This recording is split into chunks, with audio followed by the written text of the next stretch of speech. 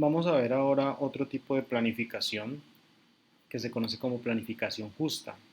En este caso vamos a pensar que tenemos un conjunto de procesos y queremos saber cómo se le van a asignar. Esos procesos además están agrupados y lo que queremos saber es cómo asignar adecuadamente los recursos de ejecución a esos grupos de procesos. Entonces, ¿qué grupos o cómo podría uno agrupar los procesos? Por ejemplo, procesos de usuario, procesos de aplicación, procesos que corresponden a un grupo de investigación, etcétera. Asimismo, a cada grupo, a cada usuario se le puede definir un peso y esto nos va a delimitar un poco cómo es que se van a asignar los recursos de procesamiento a esos procesos o a esos grupos. Bien, tenemos un esquema que se conoce como el Fair Share Scheduler. Eso quiere decir algo así como el planificador que es justo.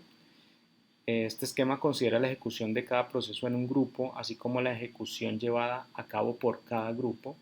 Es decir, que no solamente consideramos la ejecución del proceso de forma aislada, sino cómo se comporta este proceso dentro del grupo y cómo se comporta el grupo en general.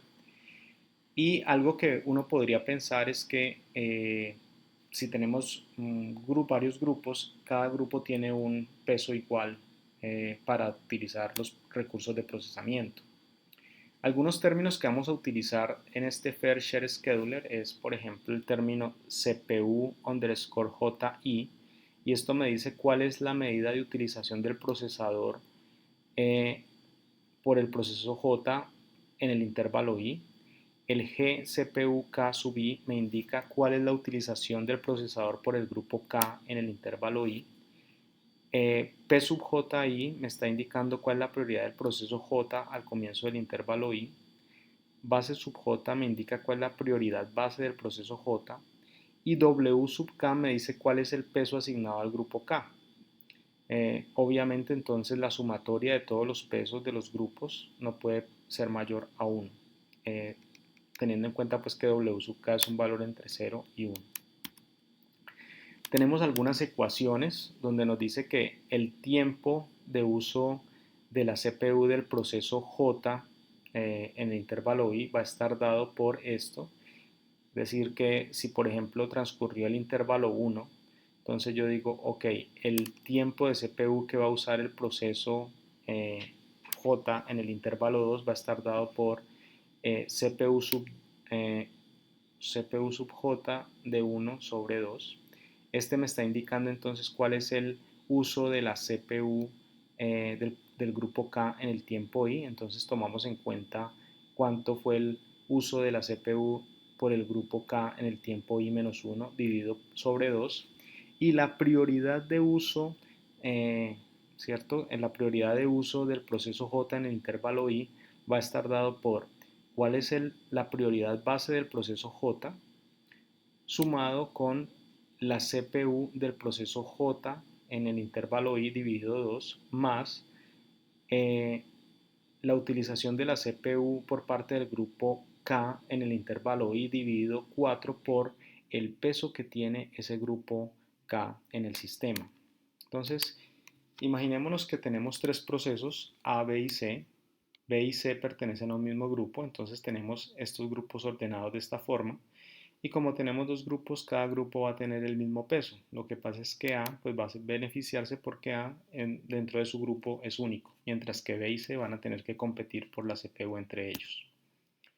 Entonces, W sub 1 va a ser 0,5 y W sub 2 va a ser 0,5. Esto puede ser, este 1 puede ser W sub A, este W sub 2 puede ser W sub BC, para representar los grupos que estamos hablando a continuación. Entonces imaginémonos que tenemos estos tres procesos. Tenemos el proceso A que pertenece al grupo 1, el proceso B y el proceso C que pertenecen al grupo 2. Entonces, si todos arrancan con una prioridad base de 60, digamos que por orden alfabético, entonces le vamos a dar el uso de la CPU al proceso A. Entonces, vamos a ver cómo estimamos el tiempo, ¿sí? o en lo que tiene que ver con la prioridad del proceso A en el intervalo 1, cuál es el uso de la CPU de ese proceso, el estimado de ese proceso en el tiempo 1, y el uso de la CPU por parte del grupo en el tiempo 1. Entonces, recordemos esta ecuación. Esta me está diciendo cuál es el uso de la CPU del proceso A en el intervalo 1, está dado por el uso de la CPU por parte del proceso A en el intervalo 0. Aquí me está diciendo que es 60, entonces 60 dividido 2 es 30. Y lo que tiene que ver con el grupo, entonces también es 60, entonces 60 en el intervalo 0, en el intervalo 1 va a ser 30. Y ahora vamos a estimar la prioridad. Bueno, la prioridad entonces va a estar dado por qué. La prioridad del proceso A, o es decir, el proceso A en el intervalo 1 va a ser la prioridad base de A, que es 60. Esto que ya lo teníamos calculado, que era 30, pero ahora lo tenemos que dividir por 2. Esto me va a dar 15. Y este valor que está acá, que también lo hemos calculado y nos da 30, ahora lo tenemos que dividir por 4 por el peso que tiene ese grupo en el sistema. Y recordemos que esto era 0.5, entonces 4 por 0.5 me va a dar 2. Entonces tenemos aquí 30 dividido entre 2 me da 15, 30 dividido entre 2 me da 15, y tenemos 15 más 15, 30 más 60, 90. Y este es el valor de la prioridad del proceso A para la próxima iteración. Algo que es importante es que la prioridad se va a otorgar por el valor más bajo. Es decir, entre menos prioridad, mayor prioridad va a tener el proceso. Es decir, entre menos valor numérico tenga la prioridad, mayor prioridad va a tener el proceso en ser atendido. Entonces, este tiene 90, el proceso A, luego el sistema va a estar entre el proceso B y el proceso C. Ahora, vamos a escoger el proceso B nuevamente, a pesar de que B y C tienen la misma prioridad por orden alfabético, entonces vamos a arrancar con el proceso B. Calculamos cuál es el estimado de uso de la CPU del proceso B en el intervalo 2, que va a estar dado por el uso de la CPU del proceso B en el intervalo 1 dividido 2. Sabemos que es 60 dividido entre 2 me da 30. Y análogamente, el uso de la CPU por parte del grupo B en el intervalo 2 va a estar dado por el uso de la CPU por parte del grupo B en el intervalo 1 dividido por 2, entonces 62 me da otra vez 30. Aquí entonces, con los valores que ya teníamos anteriormente, podemos estimar nuevamente el tiempo de CPU de B. Aquí me da 90, se deja como ejercicio a los estudiantes para que evalúen este 75 que salió acá. Teniendo este 90 y este 30, entonces ahora tenemos que entre la prioridad 74 de A, la prioridad 90 de B, la prioridad 75 de C, el más bajo es 74, entonces por eso el sistema vuelve y le da el control de la CPU a un proceso en el grupo en el que está A. Y como A es el único, entonces se va a favorecer nuevamente de uso de la CPU. Miremos aquí entonces cuál es el estimado de estos valores que están al lado de acá. Entonces teníamos que este 30 es el uso de la CPU por parte del proceso A en el intervalo 1. Entonces el uso de la CPU de A en el intervalo 2 va a ser 15, 32. Y de forma análoga el uso de la CPU por parte del grupo en el cual está A en el intervalo 2 va a estar dado por el uso de la CPU por parte del grupo A en el intervalo 1 dividido 2. Entonces por eso tenemos aquí 15 y 15. ¿Y este 74 de dónde sale? Pues bien, tenemos la base A que sigue siendo 60. Ya teníamos estos valores de 15 dividido 15 y 15. 15 dividido entre 2 por la fórmula que tenemos acá. Y este es 15 dividido 4 por 0.5 que vuelve a ser 2. Entonces tenemos acá 74. Este 74 nos dice que este proceso A va a ser el que va a tomar el uso de la CPU nuevamente. Algo que ya pues es un poco más justo es que por fin vamos a tener el proceso C que va a tener uso de la CPU. Observemos que en este lapso de acá digamos, nunca ha usado la CPU, pero dado sus acumulados, por fin va a tener el chance de usarla. ¿Y por qué se da esto? Vamos a estimar el uso de la CPU por parte del proceso C en el intervalo 3. Entonces teníamos aquí que el uso de la CPU por parte del proceso C en el intervalo 2 fue 0. Entonces 0 dividido entre 2 me da 0.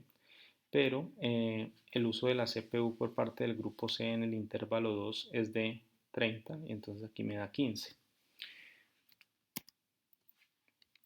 ¿De dónde sale el 67? Entonces, la prioridad del proceso C en el intervalo 3 va a estar dado por la base de la prioridad de C, que es 60. Este ítem que está me da 0 y este que está acá entonces va a ser 15, que lo teníamos calculado acá, dividido entre 2. Eso me da 7.5, se redondea a 7 y por eso nos da 67. Entonces, entre 96 de prioridad, 74 de prioridad en B y 67 de prioridad en C, se le da el control de la CPU a el proceso C. Bien, aquí estamos mostrando cómo se estima el valor de la CPU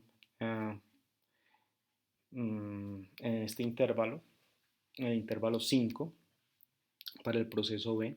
Entonces, a partir de los valores que tenemos de uso de la CPU del proceso B en el intervalo 4, podemos estimar el uso de la CPU por parte del proceso B en el intervalo 5. Entonces aquí teníamos 7, 7 dividido entre 2 me da 3.5, se redondea a 3. El uso de la CPU por parte del grupo B en el intervalo 5 está dado por el uso de la CPU por parte del grupo B en el intervalo 4 dividido 2.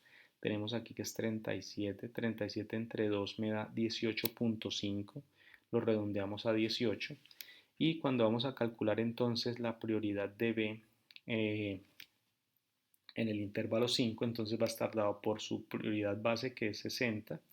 Teníamos este 3 dividido entre 2 que me da 1.5, se redondea a 1 y este me da 18 entre 2 que me da 9, entonces esto me da 70. Luego en la próxima iteración el proceso que se tendría que ejecutar es el proceso B. Como ustedes pueden observar hay un uso justo de la CPU. Aquí en esta iteración 3 la usó el C, que era parte del grupo BC. Ahora el siguiente uso de la CPU se le va a otorgar al grupo al que pertenece A. Y en esta iteración número 5, entonces, como ya A la usó, se lo había usado, el próximo proceso que va a tener la posibilidad de ejecutar o hacer uso de la CPU es el proceso B. Entonces ahí evidenciamos cómo ese planificador es justo en la asignación de los recursos de procesamiento a los procesos.